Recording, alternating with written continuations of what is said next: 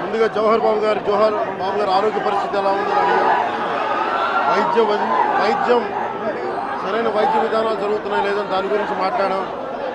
అలాగే నేను ఇక్కడికి ఎందుకు ప్రత్యేకించి పరామర్శించి రావడానికి ఎందుకు అనుకున్నామంటే ఇది ఒక్కరి మీద జరగల, రాష్ట్ర యంత్రాంగం మీద దాడిగా చూస్తున్నాం. దీన్ని వైసీపీ నాయకులకి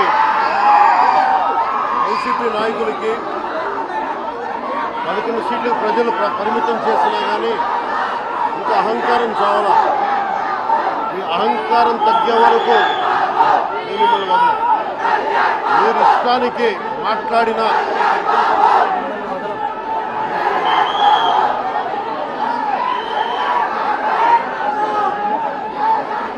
అహంకారంతో కొట్టుకొని మీరు ఈ పరిస్థితికి వచ్చారు.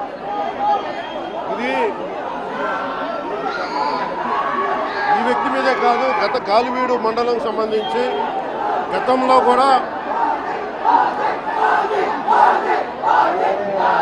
ఏంటా మీరు ఎప్పుడు ఏ స్లోగన్ ఇవ్వాలో మీకు తెలియదు. అక్కడండి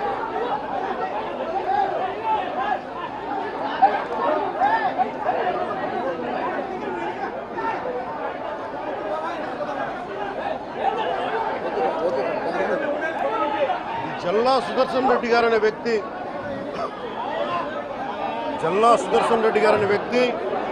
ఈరోజు జవహర్ బాబు గారి మీద దాడి చేయడం కాదు, ఇతనికి దాడి చేయడం అనేది ఇతనికి